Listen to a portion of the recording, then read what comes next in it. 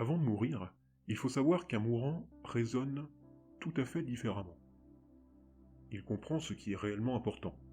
Le pardon, sa mort et tout ce qui va s'enchaîner ensuite. Ce dont il a vraiment besoin, c'est de comprendre ce qu'il est parvenu à faire dans sa vie et de comprendre toutes les qualités qu'il possède. Notre rôle à nous, en tant qu'assistant du mourant, c'est de lui montrer tout cela. C'est important de le faire parce que, comme je l'ai évoqué dans ma précédente vidéo, une personne arrivant au seuil de la mort n'a pas cette réflexion automatique. La majorité d'entre nous allons entrer dans une phase d'anxiété face à notre mort qui peut se suivre de regrets. Il faut donc bien écouter ce que le mourant a à nous dire et lui indiquer tout ce qu'il a accompli dans sa vie. Quand le bon moment se présentera, qu'il sera le plus ouvert, vous pourrez lui parler de la nature de son esprit. Lui dire qu'il possède la même nature que la vôtre et que celle du Bouddha. Et s'il est d'accord, aidez-le à méditer sur son esprit. Comme on l'a vu ensemble, par exemple, la pratique du recentrage de l'esprit au milieu de tout. C'est grâce à cette pratique qu'il parviendra à se concentrer sur l'espoir qu'il existe une vie après la mort.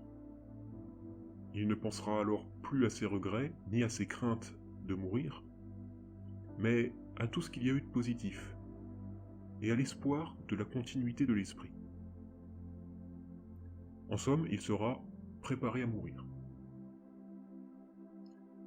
Si cette personne a commis de nombreux péchés dans sa vie, il faudrait alors lui parler de Dieu, car Dieu est l'incarnation même du pardon. En réalité, ce n'est pas à Dieu de pardonner, c'est à vous de le faire. C'est peut-être ici l'une des divergences entre le christianisme et le bouddhisme. Dans le christianisme, Dieu pardonne. Et dans le bouddhisme, Dieu, ou en tout cas ce qu'on appelle Dieu, n'a pas besoin de pardonner, et n'a jamais eu besoin de le faire, parce que Dieu n'est qu'amour. C'est donc à nous-mêmes de nous pardonner. Se pardonner à soi-même, c'est important, car si on ne le fait pas, notre état d'esprit avant de mourir sera impacté, et ça entraînera derrière une série de conséquences après notre mort. Chez un chrétien, le fait que ce soit Dieu qui pardonne entraîne un sentiment de culpabilité. Si le mourant se pardonne lui-même, il se sentira pardonnable. Dans le cas inverse, cela fera perdurer ses regrets. Tout ça pour dire que, chrétien ou bouddhiste, la finalité est la même. Se pardonner ou se sentir pardonnable permet de mourir dans un meilleur état d'esprit.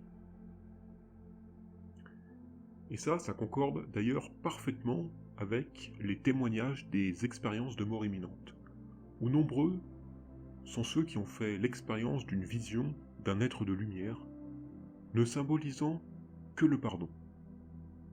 Et beaucoup parmi eux ont compris que le seul juge de nos actes, c'est nous-mêmes. Si la personne a commis de nombreux péchés dans sa vie, il doit se pardonner. S'il est chrétien, il peut prier et demander à Dieu le pardon le plus sincèrement possible. Il se sentira alors purifié et sera plus enclin à se sentir pardonnable. Si cette personne est bouddhiste, alors il doit s'engager dans des pratiques de purification en se souvenant des bonnes actions qu'il a réalisées. L'un ou l'autre devra évidemment demander le pardon, si cela est possible, à ceux à qui il a causé du tort dans sa vie, pardonner à ceux qui lui ont, à l'inverse, fait du tort.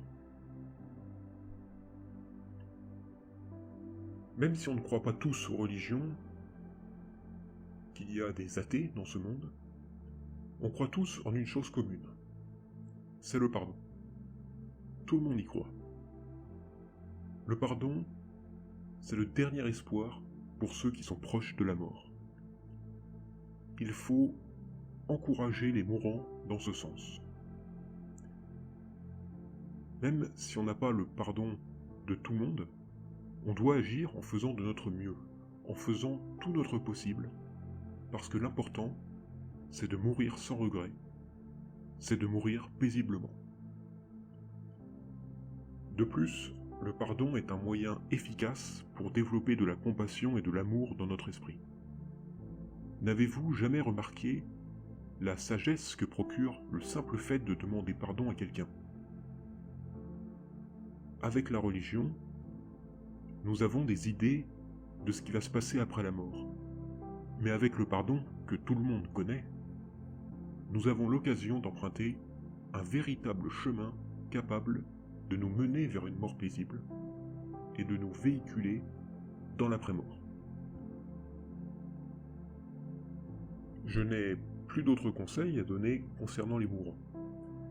Avec toutes ces clés dans nos bagages, il ne nous reste qu'une chose à faire. Exercer une dernière pratique pour le mourant lorsque le processus de la mort va débuter. Et c'est ce que nous verrons la prochaine fois dans une nouvelle vidéo.